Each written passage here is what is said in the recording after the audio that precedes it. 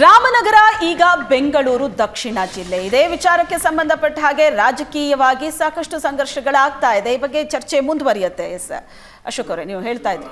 ಒಂದು ಮಧ್ಯದಲ್ಲಿ ಇಂಟರಪ್ಟ್ ಆಗಿದ್ರಿಂದ ಗ್ರೇಟರ್ ಬ್ಯಾಂಗ್ಳೂರ್ ಅಥಾರಿಟಿ ಅಂತ ಮಾಡಿದ್ದಾರೆ. ಗ್ರೇಟರ್ ಬ್ಯಾಂಗ್ಳೂರ್ ಅಥಾರಿಟಿನ ನೀವು ಏನು ಅವತ್ತು ಕುಮಾರಸ್ವಾಮಿ ಅವರು BBMP ಏರಿಯಾ ಮಾಡಿದ್ರಲ್ಲ, ಅದ್ರ ಜೊತೆ ಒಂದು 4-5 ಹಳ್ಳಿ ಸೇರಿಸ್ಬಿಟ್ಟು ಗ್ರೇಟರ್ ಬ್ಯಾಂಗ್ಳೂರ್ ಅಥಾರಿಟಿ ಮಾಡಬೇಕಾಗಿರಲಿಲ್ಲ. ನೀವು ಬ್ರ್ಯಾಂಡ್ ಬ್ಯಾಂಗ್ಳೂರ್ ಉಪಯೋಗಿಸ್ಕೊಬೇಕಾಗಿದ್ದು ಎಲ್ಲಿ ಅಂದ್ರೆ ಗ್ರೇಟರ್ ಬ್ಯಾಂಗ್ಳೂರ್ ಅಂತ ಕಾನ್ಸೆಪ್ಟ್ ಉಪಯೋಗಿಸ್ಕೊಂಡು ಅದನ್ನಲ್ಲಿ ನೀವು ರಾಮನಗರ ಜಿಲ್ಲೆ, ಬೆಂಗಳೂರು ಗ್ರಾಮಾಂತರ ಜಿಲ್ಲೆ, ತುಮಕೂರು ಜಿಲ್ಲೆ ಮತ್ತು ಕೋಲಾರ ಜಿಲ್ಲೆಗಳನ್ನ ತಂದು ಅದಕ್ಕೆ ನೀವು ವ್ಯಾಲ್ಯೂ ಅಡಿಷನ್ ಮಾಡಿದ್ರೆ ಆವಾಗ ನೀವು ಬ್ರ್ಯಾಂಡ್ ಬ್ಯಾಂಗ್ಳೂರ್ ಉಪಯೋಗಿಸ್ಬೋದು. ಉದಾಹರಣೆಗೆ ಮುಂಬೈಲಿ ಮಾಡಿದ್ದಾರೆ, ತಾನೇ ಜಿಲ್ಲೆ ಅಂತಿದೆ. ಹಾಗೆ ಪಕ್ಕದಲ್ಲಿ ಇರ್ತಕ್ಕಂಥ ಇನ್ನೊಂದು ಜಿಲ್ಲೆ, 3 ಜಿಲ್ಲೆಗಳನ್ನ ಸೇರಿಸ್ಕೊಂಡು ಗ್ರೇಟರ್ ಮುಂಬೈ ಅಂತ ಮಾಡಿದ್ದಾರೆ. ಇದು ಕಾನ್ಸೆಪ್ಟ್. ಈ ಕಾನ್ಸೆಪ್ಟ್ ಅರ್ಥ ಮಾಡ್ಕೊಳ್ಳಕ್ಕೆ ಅಟ್ಲೀಸ್ಟ್ ನೀವು ಉಸೂಲಿ ಪ್ಲಾನರ್ಸ್ ಇಟ್ಕೊಂಡಿದ್ರಲ್ಲ, ಪಕ್ಕದಲ್ಲಿ ಉಸೂಲಿ ಆರ್ಕಿಟೆಕ್ಟ್ಸ್ ಇಟ್ಕೊಂಡಿದ್ರಲ್ಲ, ಬಿಟ್ಬಿಡಿ. DK ಶಿವಕುಮಾರ್, ನಾನು ನಿಮ್ಗೆ ಸಜೆಷನ್ ಡೈರೆಕ್ಟ್ ಆಗಿ ಹೇಳ್ತಿದ್ದೀನಿ. ಯಾರ್ಯಾರು ನಾವು ಕ್ವಾಲಿಫೈಡ್ ಇದೀವಿ, ಯಾರು ನಮ್ಗೆ ಅಪೇಕ್ಷೆ ಇಲ್ಲ, ನಮ್ಗೆ ಇರ್ತಕ್ಕಂಥದ್ದು ರಾಜ್ಯದ ಅಪೇಕ್ಷೆ ಮತ್ತು ದೇಶದ ಅಪೇಕ್ಷೆ. ನಿಮ್ಮ ಪ್ರಕಾರ ರಾಮನಗರ ಹೆಸರು ಬದಲಾವಣೆ ಅನ್ನೋದು, ಅಶೋಕ್ ಅವರೇ, ನಿಮ್ಮ ಪ್ರಕಾರ ರಾಮನಗರ ಹೆಸರು ಬದಲಾವಣೆ ಅನ್ನೋದು ರಾಮನಗರದ ಅಭಿವೃದ್ಧಿಗೋಸ್ಕರ ಅಲ್ಲ, ರಾಜಕೀಯ ಪ್ರೇರಿತ ಅಂತ? ಖಂಡಿತವಾಗ್ಲೂ ಕುಮಾರಸ್ವಾಮಿ ಅವರಿಗೆ ಏನೋ ಒಂದು ಟಾಂಗ್ ಕೊಡಬೇಕು ಅಂತ ಒಂದೇ ಒಂದು ಕಾರಣಕ್ಕೋಸ್ಕರ ಮಾಡ್ತಿರ್ತಕ್ಕಂಥ ಕೆಲಸ ದುಡ್ಡು ವೇಸ್ಟ್. ಅದು ಬಿಟ್ಟು ಇನ್ಯಾವುದೇ ರೀತಿ ಇದರಿಂದ ಪ್ರಯೋಜನ ಇಲ್ಲ, ಇದರಿಂದ ಏನೂ ಲಾಭ ಆಗೋದಿಲ್ಲ. ಇದು ಕನ್ಫ್ಯೂಷನ್ಸ್ ಕ್ರಿಯೇಟ್ ಆಗುತ್ತೆ. ಜನ ಬೆಂಗಳೂರು ದಕ್ಷಿಣ ತಾಲೂಕಿನ ಜನ, ಬೆಂಗಳೂರು ದಕ್ಷಿಣ ಜಿಲ್ಲೆ ಜನ ಪರಸ್ಪರ ಗುದ್ದಾಟ ಮಾಡ್ಕೊಳ್ತಕ್ಕಂತಹ ಸಮಸ್ಯೆ ಬರ್ತಕ್ಕಂತಹ ಮುಂದಿನ ದಿನಗಳಿವೆ. ಅದರಿಂದಾಗಿ ನಾನು ಶಿವಕುಮಾರ್ ಅವ್ರಿಗೆ ಹೇಳೋದೇನಂದ್ರೆ, DK ಶಿವಕುಮಾರ್ ಅವ್ರಿಗೆ ರಿಕ್ವೆಸ್ಟ್ ಮಾಡೋದೇನಂದ್ರೆ, ಸ್ವಲ್ಪ ಒಂಚೂರು ಓದ್ಕೊಂಡಿರ್ತಾರೆ, ಅಪೇಕ್ಷೆ ಇರಲ್ಲ, ಸಮಾಜಕ್ಕೆ ಸೇವೆ ಮಾಡಬೇಕು. ಬರೀ 75 ರೂಪಾಯಿ ಕೊಡೋರ್ನ 75 ರೂಪಾಯಿ ಕೊಡೋರ್ನ ಇಟ್ಕೊಂತಾರೆ. ಪ್ಲಾನ್ ಅಲ್ಲಿ ಅಪ್ರೂವಲ್ ಅಲ್ಲಿ 75 ರೂಪಾಯಿ, CCOC 100 ರೂಪಾಯಿ ಕೊಡೋಂತವ್ರು ಮಾತ್ರ ಇಟ್ಕೊಳ್ಳೋದು. ಇವ್ರು ಯಾರು ಸಹ ಬೇಡ. ಇವ್ರಿಗೆ ಯಾರು ಅಂದ್ರೆ ದುಡ್ಡು ಕೊಡೋಂತವ್ರು, ದುಡ್ಡು ಲೂಟಿ ಮಾಡ್ತಕ್ಕಂಥವ್ರು ಬೇಕು. ಸತ್ಯಾರನ್ನ ಇಟ್ಕೊಳ್ಳಿ. DK ಶಿವಕುಮಾರ್ ಸತ್ಯಾರನ್ನ ಇಟ್ಕೊಳ್ಳಿ. ಬರೀ ಲೂಟಿಕೋರರಿಗೆ, ಭ್ರಷ್ಟಾಚಾರಿಗಳಿಗೆ ಬೆಂಗಳೂರು ಬಗ್ಗೆ ಗೊತ್ತಾಗೋದಿಲ್ಲ. ಮಾನ್ಯ DK ಶಿವಕುಮಾರ್ ಅವರು ಬ್ರಾಂಡ್ ಬೆಂಗಳೂರು ಕಾನ್ಸೆಪ್ಟ್ ತಗೊಂಡ್ಬಂದಿರೋದು. ಯಾಕೆ ನೋಡಿ, ಈ ಬೆಂಗಳೂರಿಗೆ ಒಂದು ಇತಿಹಾಸ ಇದೆ, ಒಂದು ಹೆರಿಟೇಜ್ ಇದೆ, ಒಂದು ಕಲ್ಚರಲ್ ಕಲ್ಚರಲ್ ಐಡೆಂಟಿಟಿ ಇದೆ, ಒಂದು ಹೆರಿಟೇಜ್ ಇದೆ. ಇದಕ್ಕೆ ಇದನ್ನ 1800ರಲ್ಲಿ ಬುಕಾನನ್ 1000 ಕೆರೆಗಳ ನಾಡು ಅಂತ ನೀವು ಬೆಂಗಳೂರನ್ನ, ಈಗಿರ್ತಕ್ಕಂಥ ಬೆಂಗಳೂರನ್ನ, ಈಗ ಅದು ಉಳ್ಕೊಂಡಿಲ್ಲ. ದೂರದೃಷ್ಟಿಯಿಂದ ಮಾನ್ಯ DK ಶಿವಕುಮಾರ್ ಅವರು ನೋಡಿ, ಇವತ್ತಿನ ಬೆಂಗಳೂರು BBMP ಲಿಮಿಟ್ಸ್ ಅಲ್ಲಿ ಇವತ್ತಿನ ಬೆಂಗಳೂರಿನಲ್ಲಿ 1.5 ಕೋಟಿಗೂ ಅಧಿಕವಾಗಿ ಜನ ವಾಸ ಮಾಡ್ತಾ ಇದ್ದಾರೆ. 1 ಕೋಟಿ ಜನ ಆಲ್ರೆಡಿ ವೋಟರ್ಸ್ ಲಿಸ್ಟ್ ಅಲ್ಲೇ ಸೇರಿಸ್ಕೊಂಡಿದ್ದಾರೆ. 1.5 ಕೋಟಿಗೂ ಅಧಿಕ ಜನ ವಾಸ ಮಾಡ್ತಾ ಇದ್ದಾರೆ. ಈ ಲಂಡನ್ ಅಲ್ಲಿ 1863ರಲ್ಲಿ ಟನಲ್ ರೈಲ್ವೆ ಬಂದದ್ದು. 1863ರಲ್ಲಿ ನಾವು 150 ವರ್ಷ ಆದ ಮೇಲೂ ಕೂಡ ಬೆಂಗಳೂರಿಗೆ ಒಂದು ವಿಷನ್ ಇಟ್ಕೊಂಡು ಟನಲ್ ರಸ್ತೆ ಮಾಡಲಿಲ್ಲ ಅಂತ ನೋಡಿ. ಇನ್ನು 3 ವರ್ಷದಲ್ಲಿ ಬೆಂಗಳೂರಿನ ಪಾಪ್ಯುಲೇಷನ್ 2.5 ಕೋಟಿ ದಾಟುತ್ತೆ. 2.5 ಕೋಟಿ ದಾಟೋದು ಲಂಡನ್ಗೆ ಇವಾಗ ಈಕ್ವಲ್ ಇದೆ. ಲಂಡನ್ ನಾವು ಬೆಂಗಳೂರು ಪಾಪ್ಯುಲೇಷನ್ 2 ಈಕ್ವಲ್ ಇದೆ. ಅಲ್ಲಿ 2000. ಹೌದು, ಈಗ ಹೈಟೆಕ್ ಸಿಟಿ ಮಾಡೋದಕ್ಕೆ ಬೆಂಗಳೂರು ಹೈಟೆಕ್ ಸಿಟಿ ಇದೆ, ಹೈಟೆಕ್ ಅಂತಲ್ಲ, ಇನ್ನೂ ಹೈಟೆಕ್ ಟಚ್ ಕೊಡೋದಕ್ಕೆ ಹೋಗ್ತಾ ಇದೆ. ಬಟ್ ಬೆಂಗಳೂರಿನ ಜನ ಹೇಳ್ತಾ ಇರೋದು, ನಮಗೆ ಮೂಲಭೂತ ಸೌಕರ್ಯನೇ ಸಿಗ್ತಾ ಇಲ್ಲ. ಒಂದು ಸಣ್ಣ ಮಳೆನ ಬೆಂಗಳೂರು ತಡ್ಕೋತಾ ಇಲ್ಲ. ಏನ್ ಹೈಟೆಕ್ ಮಾಡ್ತೀರಿ ಅಂತ. ಈಗ ರಾಮನಗರನ ಬೆಂಗಳೂರು ದಕ್ಷಿಣ ಜಿಲ್ಲೆ ಅಂತ ಮಾಡೋದಕ್ಕೆ ಏನಾಗಿದೆ? ಅಲ್ಲಿ 200 ಸ್ಕ್ವೇರ್ ಕಿಲೋಮೀಟರ್ ಇದ್ದಂತ ಬೆಂಗಳೂರನ್ನ 800 ಸ್ಕ್ವೇರ್ ಕಿಲೋಮೀಟರ್ ಮಾಡಿದ್ರಲ್ಲ, ಆ ಟೈಮಲ್ಲಿ ಅವ್ರಿಗೆ ವಿಷನ್ ಇಲ್ಲ, ಒಂದು ಮಿಷನ್ ಇಲ್ಲ.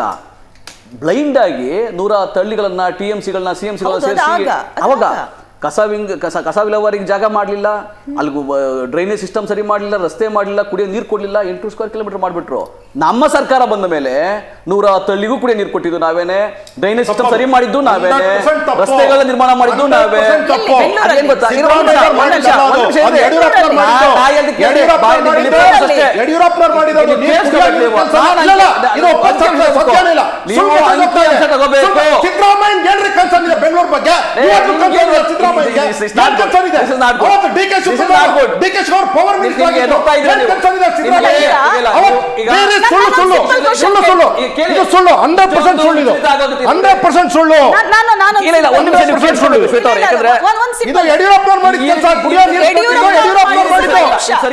ಒಂದ್ ನಿಮಿಷ, ಯಡಿಯೂರಪ್ಪ ಅವ್ರು ಮಾಡ್ಲಿ, ಈ ಹಿಂದೆ ಸಿದ್ದರಾಮಯ್ಯ ಅವ್ರು CM ಆಗಿದ್ದಾಗ ಮಾಡ್ಲಿ, ಒಂದು ರಸ್ತೆ ಅಂತ ಬಂದಾಗ ಬೆಂಗಳೂರದೇ ರಸ್ತೆ ಕನೆಕ್ಟಿವಿಟಿ ಕೊಡೋದು ಬೇರೆ, ಅದಾದ್ಮೇಲೆ ಅದ್ರದ್ದು ಮೇಂಟೆನೆನ್ಸ್, ಯಾವ ರಸ್ತೆ ಸರಿ ಇದೆ ಸರ್ ಬೆಂಗಳೂರಿನಲ್ಲಿ?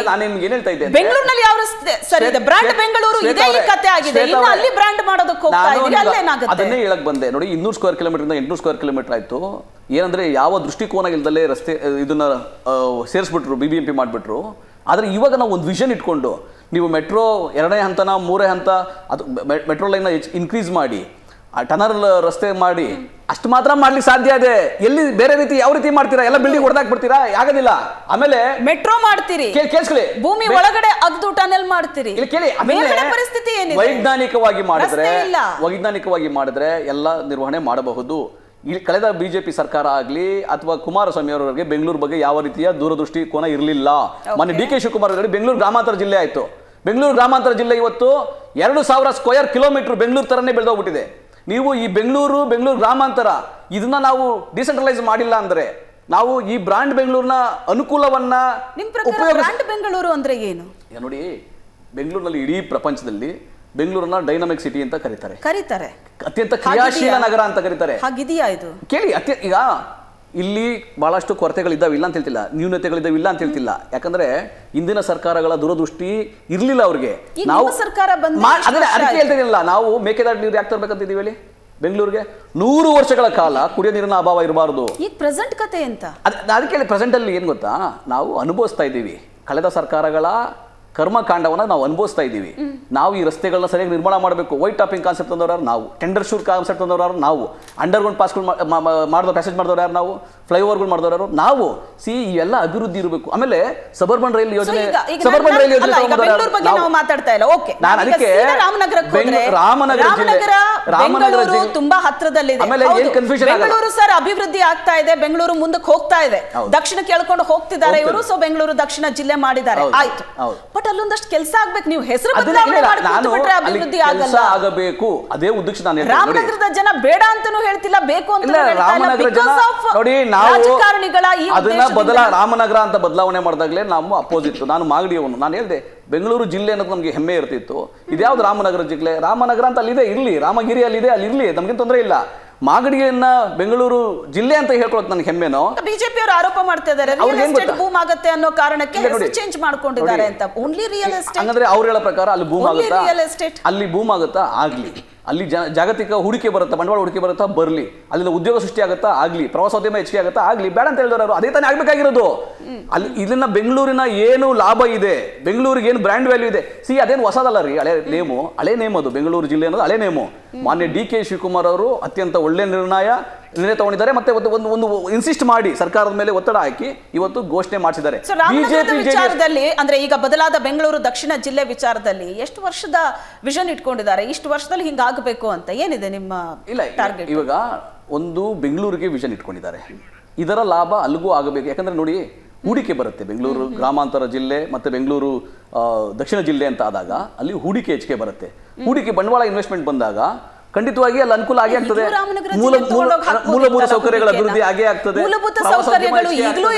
ಅಲ್ಲಿ ಜನಗಳಿಗೆ ಉದ್ಯೋಗ ಸೃಷ್ಟಿ ಹೆಚ್ಚಿಗೆ ಆಗ್ತದೆ. ಇವೆಲ್ಲ ಆಗಬೇಕು ಅಂದ್ರೆ ಅದು ಒಂದು ಒಳ್ಳೆಯ ತೀರ್ಮಾನವನ್ನ ಸರ್ಕಾರ ತಗೊಂಡಿದೆ. ಬಿಜೆಪಿ ಜೆಡಿಎಸ್ ನವರು ಸ್ವಾಗತ ಮಾಡಿ ಖುಷಿ ಪಡಬೇಕಾದ ವಿಷಯದಲ್ಲಿ ಗಾಬರಿಗೊಂಡ್ಬಿಟ್ಟಿದ್ದಾರೆ ಅವರು. ರಾಜಕೀಯವಾಗೂ ಇವ್ರಿಗೆ ಲಾಭ ಆಗುತ್ತೆ, ಒಳ್ಳೆ ಶ್ರೇಯಸ್ ಬರುತ್ತೆ ಅಂತ ಹೇಳಿ ಗಾಬರಿಗೊಂಡ್ಬಿಟ್ಟಿದ್ದಾರೆ. ಅಲ್ಲಿ ಉದ್ಯೋಗ ಸೃಷ್ಟಿ ಆಗತ್ತೆ, ಅಲ್ಲಿ ಹೂಡಿಕೆ ಬರುತ್ತೆ, ರಾಮನಗರ ಇನ್ನೂ ಚೆನ್ನಾಗಿ ಬೆಳೆಯುತ್ತೆ. ಬೆಂಗಳೂರು ಅನ್ನೋದೊಂದು ಬ್ರ್ಯಾಂಡ್ ಬಂದ್ರೆ, ಬೆಂಗಳೂರು ದಕ್ಷಿಣ ಜಿಲ್ಲೆ ಇನ್ವೆಸ್ಟ್ ಮಾಡಿದೀವಿ ಅಂತ ಅಂದ್ರೆ ರಾಮನಗರದಲ್ಲಿ ಇನ್ವೆಸ್ಟ್ ಮಾಡಿದೀವಿ ಅನ್ನೋದಕ್ಕಿಂತ ನಾವು ಬೆಂಗಳೂರು ದಕ್ಷಿಣ ಜಿಲ್ಲೆಯಲ್ಲಿ ಇನ್ವೆಸ್ಟ್ ಮಾಡಿದೀವಿ ಅಂತ ಅಂದ್ರೆ ಅದರದ್ದು ಇಂಪಾರ್ಟೆನ್ಸೇ ಬೇರೆ ಇರುತ್ತೆ. ಈ ಎಲ್ಲಾ ಕಾರಣಗಳಿಂದ ರಾಮನಗರ, ಈಗ ಪ್ರೆಸೆಂಟ್ ಇರುವಂತ ರಾಮನಗರ ತುಂಬಾ ಚೆನ್ನಾಗಿ ಅಭಿವೃದ್ಧಿ ಆಗತ್ತೆ ಅಂದ್ರೆ ಓಕೆ. ಆದ್ರೆ ಈ ಬದಲಾವಣೆ ಕೂಡ ರಾಜಕೀಯ ಕಾರಣಕ್ಕೆ ಅನ್ನೋದಾದ್ರೆ ಅದು ಖಂಡಿತವಾಗ್ಲೂ ಸರಿ ಅಲ್ಲ ಅನ್ನೋದು ರಾಮನಗರ ಜನ ಕೂಡ ಹೇಳ್ತಾ ಇರೋದು. ಬೇಕು ಬೇಡ ಏನು ಹೇಳ್ತಾ ಇಲ್ಲ ರಾಮನಗರ ಜನ, ಸದ್ಯಕ್ಕೆ ಸೈಲೆಂಟ್ ಆಗಿದ್ದಾರೆ. ನೋಡೋಣ ಮುಂದೆ ಏನಾಗುತ್ತೆ ಅಂತ ಮೇ ಬಿ ಅವ್ರ ಥಾಟ್ ಇರ್ಬೋದು.